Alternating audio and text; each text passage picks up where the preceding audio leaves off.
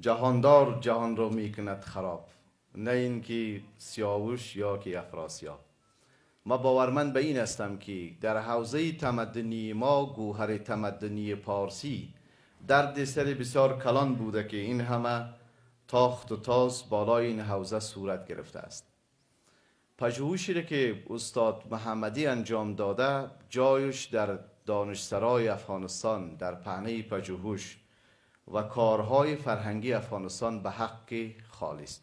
الحق و انصاف باید سخن را سره و پوستکنده بیان بکنم که دشمنی ها و کینه های بی‌نظیری که در برابر زبان پارسی از هجوم جنون آمیز عرب تا لشکر جنون آمیز چنگیز و تا خاک و خاکستر کردن این سرزمین اسکندر و دهها باد بیگانه و طوفان سهمگینی که بر پیکره نازنین پارسی وزیده است، از اینها اگر واقعا خواسته باشیم ما دادخواهی بکنیم، ناگزیر هستیم پژوهش مثل پژوهش شکوه و پهنه زبان پارسی را همگانی بسازیم و فراگستر بسازیم. این شکوه از نظر من شکوه هم هست.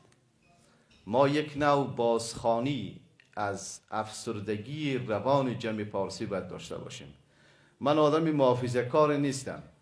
در کابینه، در جلسه، در هر جایی وقتی میبینم آدم ها قصدن در این میگن، حس میکنم خنجری بر وجدان من فرو میبرن. این سخن حق است.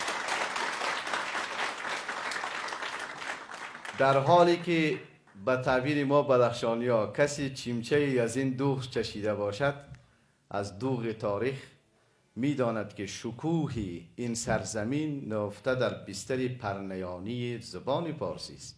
بفرمود تا پارسی دری، نبیشتند کوتاه شد داوری.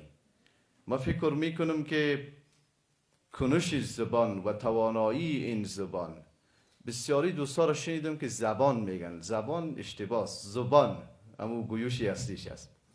زبان پارسی در کنش و توانایی پدیدار کردن اندیشه و توان فکر و پنداشت است. آیین نیکی و نیککرداری و نیکپنداری زرتشت پیامبر فارسی زبانان، حالا من مدرسه‌ای هم هستم، تفسیری نمونه جلد 7 صفحه 370 چند هست. اونجا بحثی است که زبان بهشت زبان پارسی است. خب اگر کسی بحث و ادعای دارد یخن این مفسر را برو محکم بگیره و من که از او روایت کردم در خدمتش هستم. میرساند که ما آیین اسلام را، دین اسلام را، آیین اندیشیدن را، آیین نیکی را به حق که در بستر زبان فارسی فراگستر کرده ایم. حضرت پیامبر به فارسی صحبت کرده، چند بار به سلمان فارس گفته شکم درد. باز هم سرچشمه من تفسیری نمونه.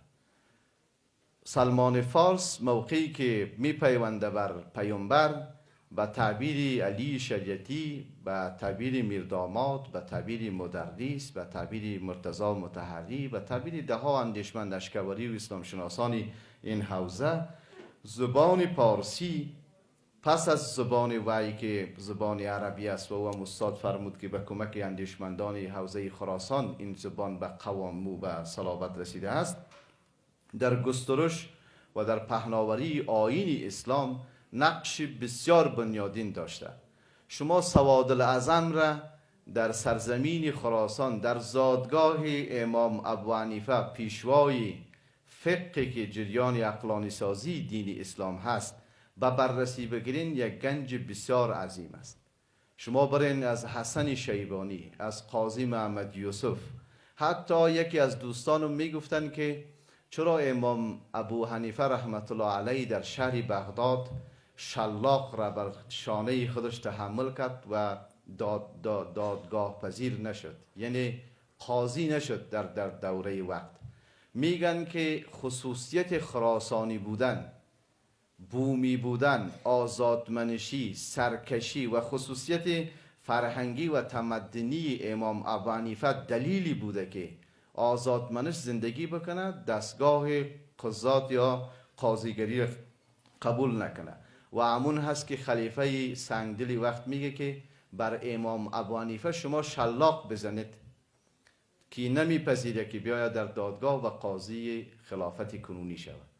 اما قاضی یوسف که زاده این حوزه تمدنی نیست، شاگرد دست اول امام ابو حنیفه است، همزمان با جاویدانگی امام ابو حنیفه به دل و جان میپذیره و میاید بر مسند قضا تکیه میکنه و قاضی وقت میشه.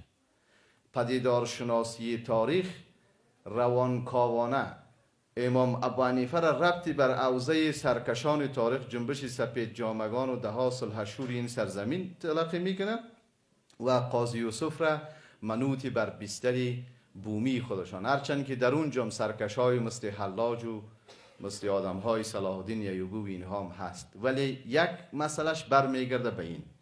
بله امام ابو حنیفه گفته که به زبان پارسی نماز میشه. منبع من نورالانوار سر میز من هست، کسی اگر شک داره بیاید که برش من بخوانم. سرگون کنید، سر بانگون کنید. امی الله اکبری که ما به سجده میریم پس به قیام برمیگردیم، اصطلاحش در تاریخ کهن ما است که سرگون کنید، سر بانگون کنید. یعنی جواز بوده که نماز به زبان پارسی میشه.